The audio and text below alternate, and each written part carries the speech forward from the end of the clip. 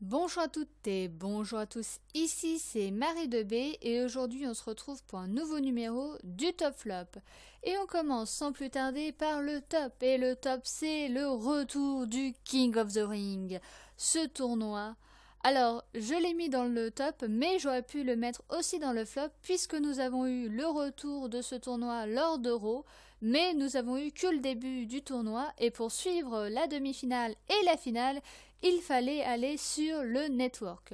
Donc ou vous faites ce tournoi à Raw, ou vous le faites le tournoi au WWE Network, mais proposez le début du tournoi à Raw pour inciter les gens à voir la fin du tournoi sur le network, donc à payer. Voilà, ce serait un petit peu le petit bémol de ce tournoi. En tout cas, le dernier vainqueur de ce tournoi, c'était Sheamus. Et cette année, nous avons couronné un nouveau King of the Ring. Et c'est l'anglais, le britannique Bad News Barrett qui est roi, longue vie au roi, et qui a battu en finale Adrian Neville. Et on passe tout de suite au flop, et oui, puisque ce top flop sera assez court, puisque je vais vous dire toutes les autres informations dans le débriefing du pay-per-view Extreme Rules. Et le flop, c'est bien entendu Daniel Bryan. Daniel Bryan qui n'a pas pu remettre en jeu sa ceinture intercontinentale, et c'est ce même Bad News Barrett au pay-per-view Extreme Rules qui nous l'a dit dans le pré-show.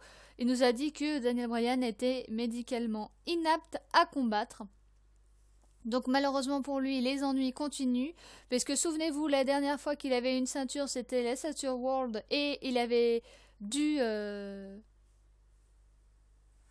et elle avait dû être remise en jeu, puisque Daniel Bryan avait eu de nouveau ce problème au cou et à l'épaule. Elle avait dû être vacante, et là c'est de nouveau le cas avec la ceinture intercontinentale. Pour l'instant, il serait blessé pour une durée de 1 mois, donc jusqu'à Payback.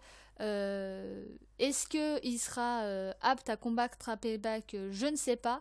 En tout cas, je pense pas qu'ils vont remettre la ceinture vacante, tout simplement parce qu'ils veulent donner un peu plus de crédibilité à la ceinture. Donc je pense plutôt que s'il n'est pas apte à combattre à Payback, il y aura un number one contender pour la ceinture intercontinentale, et en espérant qu'il soit là pour Money in the Bank, le pay-per-view suivant Payback.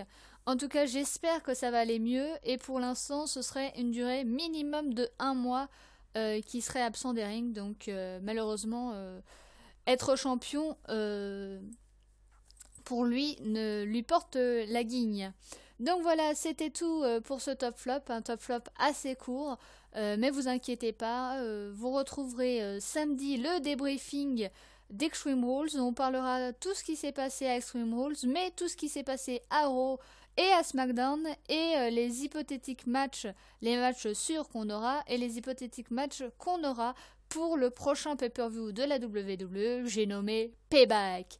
Voilà, je vous souhaite une bonne journée, une bonne après-midi ou une bonne soirée, et nous on se dit à la prochaine fois. Ciao ciao.